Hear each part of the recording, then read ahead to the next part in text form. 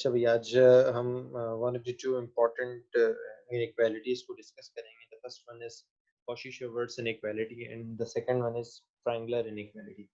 ये दो वो इम्पोर्टेंट inequalities हैं जो कि अमूमन ओवरऑल जनरली ओवरऑल मैथमेटिक्स में और स्पेसिफिकली एनालिसिस में, खास तौर पे फंक्शनल एनालिसिस में ये यूज होते हैं. खास तौर पे जब हम ट्रायंगुलर इनइक्वालिटी की बात करते हैं तो ये जनरल पर्सपेक्टिव ये तकरीबन हर जगह ही यूज हो रहा होता है. लेकिन इन दोनों इनइक्वालिटीज को पढ़ने से पहले थोड़ी सी हमें बैकग्राउंड को जज करना होगा. अच्छा, मैं बताता चलूँ कि इनइक्वालिटीज को प्रूव करने या किसी भी ओवरऑल मैथमेटिकल एलिमेंट को या मैथमेटिकल ऑब्जेक्ट को, थ्योरम्स को या रिलेशन को प्रूव करने का कोई एक ही मेथड नहीं. कई मेथड्स होते हैं, कई पर्सपेक्टिव होते हैं. तो हम इन प्रूफ्स को जिन पर्सपेक्टिव में देखते हैं वो फंक्शनल एनालिसिस के पर्सपेक्टिव में देखते हैं, जहाँ पे आपको नॉर्म का कॉन्सेप्ट होना चाहिए, जहाँ पे आपको इनर प्रोडक्ट का कॉन्सेप्ट होना चाहिए. तो इनर प्रोडक्ट और नॉर्म के थ्रू हम इसके प्रूफ को देखना चाह रहे हैं. सबसे पहले तो हम ये जानते हैं कि किसी दो सेम एलिमेंट के इनर प्रोडक्ट अगर हम लेते हैं तो वो उसी एलिमेंट के नॉर्म का स्क्वायर होता है. ये हम लास्ट के लेक्चर्स में देख चुके हैं कि किस तरह ये एक प्रॉपर्टी है जो कि होल्ड करती है. और ये वो बेसिकली प्रॉपर्टी है जो कि नॉर्म और इनर प्रोडक्ट के दरमियान एक स्पेशल रिलेशन है. इस रिलेशन को अमूमन यूज किया जाता है. तो norm of x x is inner product of x x is equal to norm of x का स्क्वायर. अच्छा, इसमें स्क्वायर रूट लेने पर जो है ये norm of x is equal to square root of x x हो जाएगा. अच्छा, similarly norm of y y, ये आपके पास norm of inner product of y y ये इक्वल होगा नॉर्म ऑफ वाई का स्क्वायर. अच्छा, सेम कॉन्सेप्ट अगर हम यहाँ अप्लाई करें, inner product of x minus Y comma X minus, इसका जो नॉर्म के साथ रिलेशन बनेगा वो वही बनेगा जो यहाँ पे. ये देखें, दो सेम एलिमेंट का इनर प्रोडक्ट उस एलिमेंट के नॉर्म का स्क्वायर. तो एक्स माइनस वाई और एक्स माइनस वाई का inner product X minus Y के नॉर्म का स्क्वायर हो जाएगा.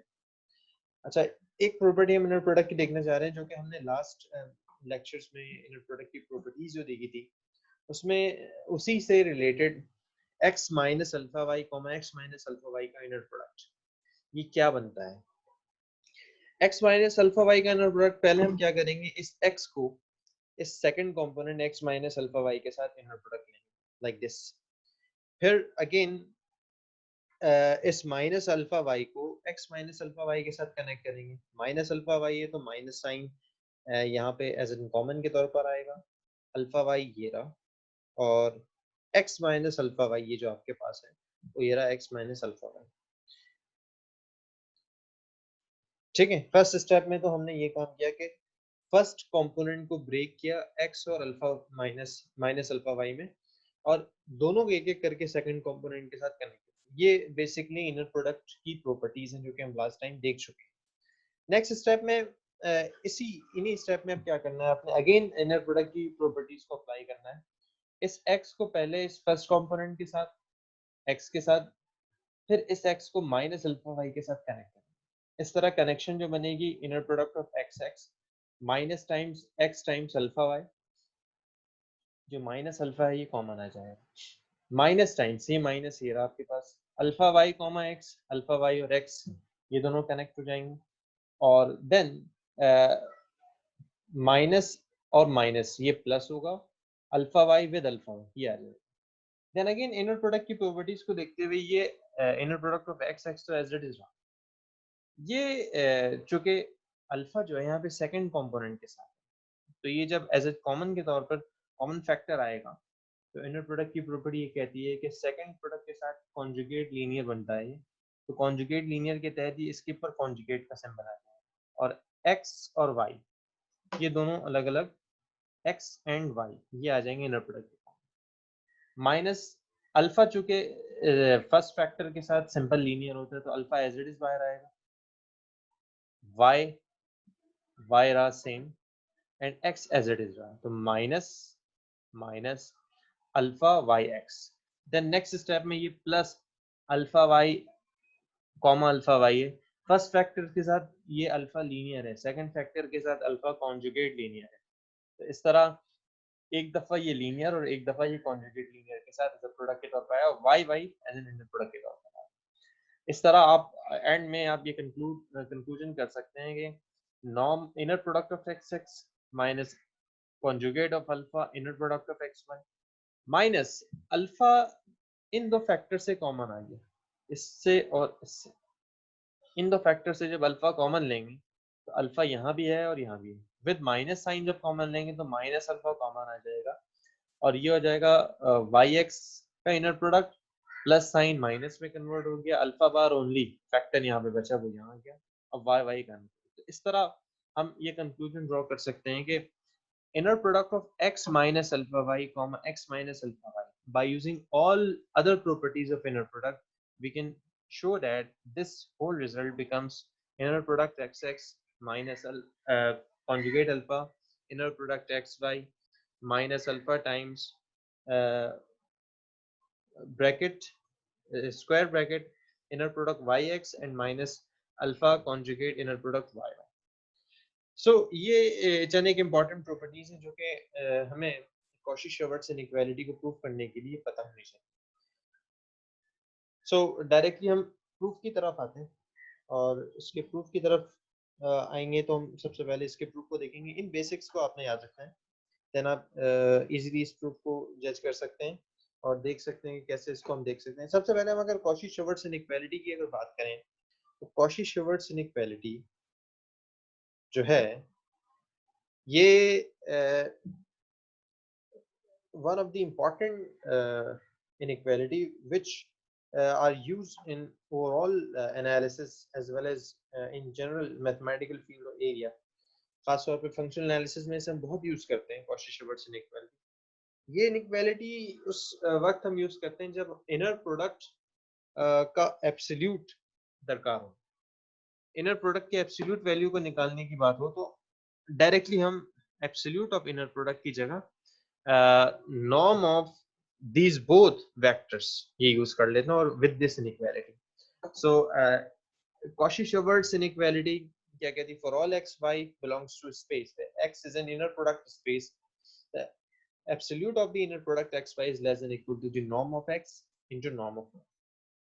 obvious है चूंकि ये भी एक नॉन नेगेटिव फैक्टर है, ये दोनों भी नॉन नेगेटिव फैक्टर है, तो स्क्वायरिंग बोथ साइड करने से सेंस ऑफ इनइक्वालिटी चेंज नहीं होगा, यानी कि लेस देन ही रहेगा। तो इसका एक वर्जन स्क्वायर वर्जन में भी अगर हम बोथ साइड स्क्वायर करें तो absolute of inner product of x y का square less than equal to आएगा norm of x square into norm of y square. So वो अदर वर्जन है, लेकिन ज्यादा स्टैंडर्ड जो है वो यही without square version where the equality sign holds। इसमें जो इक्वालिटी है ये होल्ड कब करेगी? if and only if they both vector x and y are linearly dependent set। x और y का जो सेट बनेगा अगर वो linearly dependent होगा तो फिर यहाँ पे इनइक्वालिटी के बजाय इक्वालिटी है। फिलहाल हम प्रूफ की तरफ जाते हैं। अच्छा, प्रूफ में वेक्टर जीरो भी हो सकते हैं, नॉन जीरो भी हो सकते हैं। फॉर द फर्स्ट केस जिसमें हम बेसिक केस की तरफ जाते हैं, अगर वेक्टर जीरो वेक्टर है तो जीरो वेक्टर में तो ये इनइक्वालिटी होल्ड करेगी, क्योंकि हम ये जानते हैं कि अगर इनर प्रोडक्ट में एक फैक्टर जीरो हो तो ओवरऑल इनर प्रोडक्ट जीरो होता है। अच्छा, नॉर्म भी अगर नॉर्म में कोई वेक्टर जीरो हो तो वेक्टर का नॉर्म जीरो होगा। इस तरह अगर y जीरो होगा तो इक्वालिटी होल्ड कर सकती। इक्वालिटी होल्ड करने का मतलब है कि ये कंडीशन होल्ड कर रही है। सो y जीरो होने पर ये इनइक्वालिटी होल्ड कर सकती। अच्छा, ऑब्वियस है y जीरो पे होगा तो फिर x जीरो पे भी होगा, क्योंकि x और y ये एग्जैक्ट सिमेट्री है एक दूसरे। तो जो ओवरऑल वर्क y के साथ हो रहा है वो ओवरऑल वर्क x के साथ भी होगा। तो फिलहाल हमने जस्ट y को ही कंसीडर किया है, आपने कंसीडर करना है x के साथ भी ये सेम एज इट इज होगा। नाउ लेट्स हम लेट करते हैं let y is non zero. y is non zero का मतलब x is also non zero. So let y is non-zero for every scalar alpha we have। हम ये जानते हैं कि norm of x minus alpha, norm of x minus alpha का square ये equal होगा x minus alpha y, x minus alpha y। ये inner product की प्रॉपर्टी, ये हम लास्ट टाइम भी अभी देख चुके हैं। सो इस प्रॉपर्टी को हम ये जानते हैं, ये प्रॉपर्टी आपने याद रखनी कि नॉर्म ऑफ एक्स का स्क्वायर ये होता है inner product of X comma X. तो अगर ये norm of x minus Y का स्क्वायर है तो ये inner product X minus alpha Y और एक्स माइनस अल्फा वाई है, एक्स माइनस अल्फा वाई का इनर प्रोडक्ट होगा। नाउ अब यहाँ पे एक्स माइनस अल्फा वाई और एक्स माइनस अल्फा वाई के बिटवीन जो इनर प्रोडक्ट की प्रॉपर्टी हम इनिशियली वीडियो के शुरू में देख चुके हैं, ये ओवरऑल यहाँ पे आके बनती है। तो ये जो इनर प्रोडक्ट की प्रॉपर्टी है, इनर प्रोडक्ट की डायरेक्ट प्रॉपर्टी अप्लाई करने पर हम डायरेक्ट यहाँ जाएंगे। ठीक है, तो आपके पास ये वाली साइड जो कि नॉन नेगेटिव है, greater than equal to zero है, why? Because of square and norm, तो greater than equal to zero this factor. So अगर ये इसके इक्वल है तो ये होल फैक्टर जिसे हम इक्वेशन 2 का नाम दे रहे हैं, ये इसमें हो क्या रहा है कि जब y नॉन जीरो हुआ और हमने x माइनस अल्फा वाई के नॉर्म का स्क्वायर लिया है, तो ये चीज x माइनस अल्फा वाई और x माइनस अल्फा वाई के इनर प्रोडक्ट के इक्वल आ गई। बाय डेफिनेशन हम ये जानते हैं कि नॉर्म ऑफ x का square is equal to x comma x का ये इनर प्रोडक्ट होता है। ठीक है, तो ओवरऑल ये इनिशियली हमने जो देखा था कि x minus alpha y and x minus alpha Y का इनर प्रोडक्ट इस फैक्टर के इक्वल होता है जिसे इक्वेशन नंबर 2 का नाम हमने दिया। So this whole factor in inner product is equal to this. अच्छा, ये चीज इसके इक्वल थी और ये नॉन नॉन नेगेटिव है, तो इसका मतलब ये जो इक्वेशन 2 से हमारे पास फॉर्म आई है, ये this is also non negative factor. Now we see that the expression in brackets, इस ब्रैकेट के अंदर जो एक्सप्रेशन है inner product of yx minus alpha bar या conjugate alpha inner product of y, ये ओवरऑल फैक्टर जीरो के equal होगा कब? अगर हम अल्फा बार की जगह कोई वैल्यू चूज करें। ये वैल्यू चूज कर सकते हैं और ये एलिमेंट है जब हम कॉशी-श्वार्ट्ज इनइक्वालिटी में हम ये प्रूफ करते हैं, तो इस प्रूफ में या तो इनिशियली अजम्पशन है या तो आगे चल के बीच में ये अजम्पशन।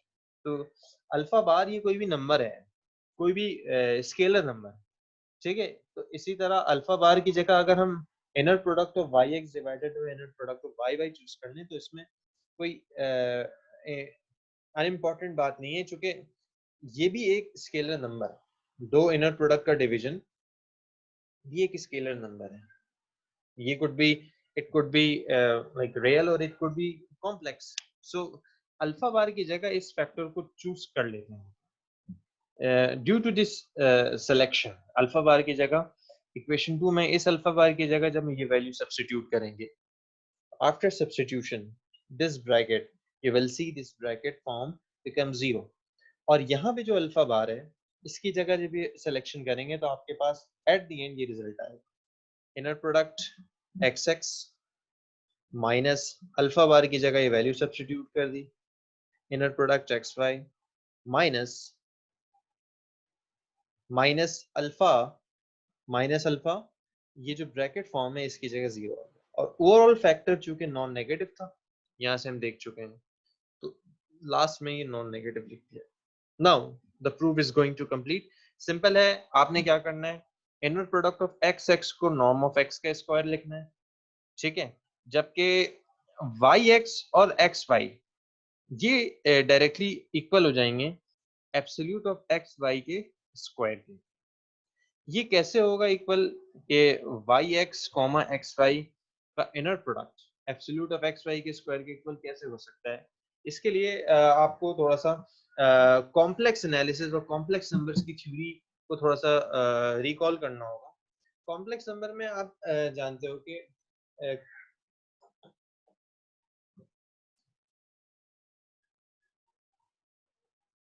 ये कंडीशन फुलफिल होती है complex numbers,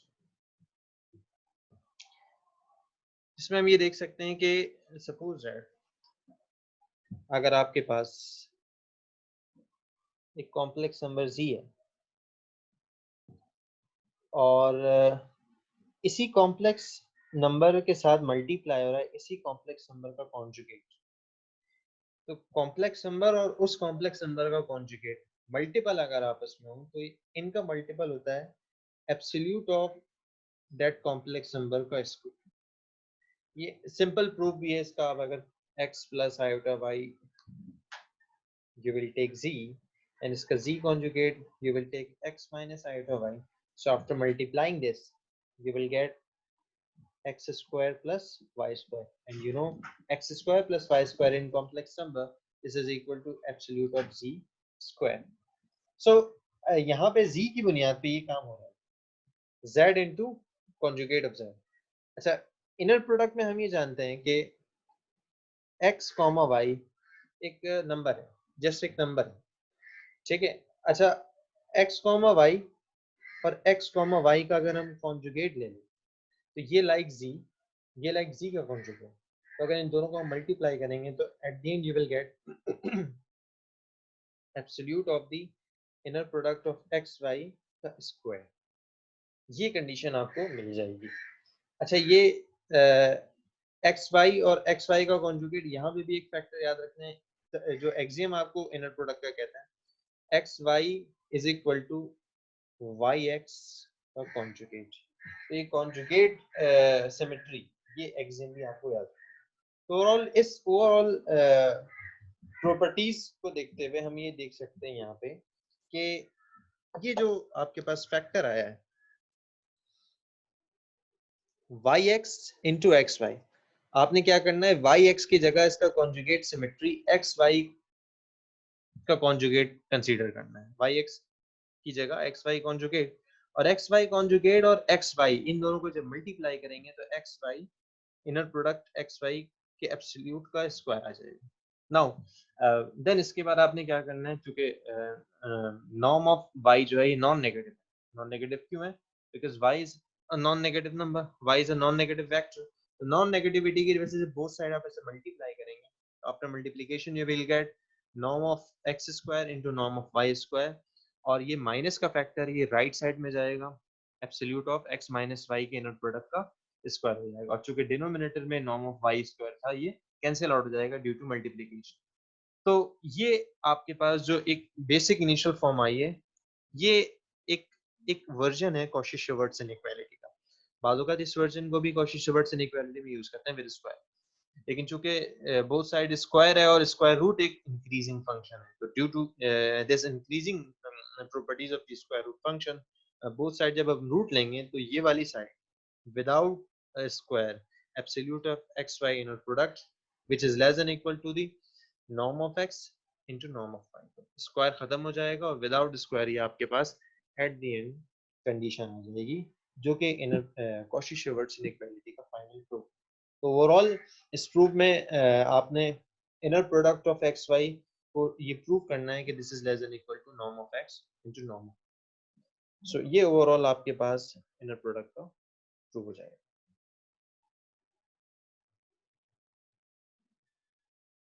Cauchy-Schwarz inequality.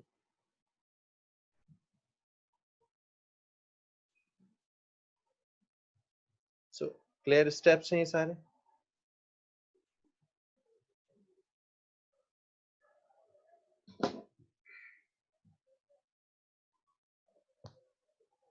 That's all.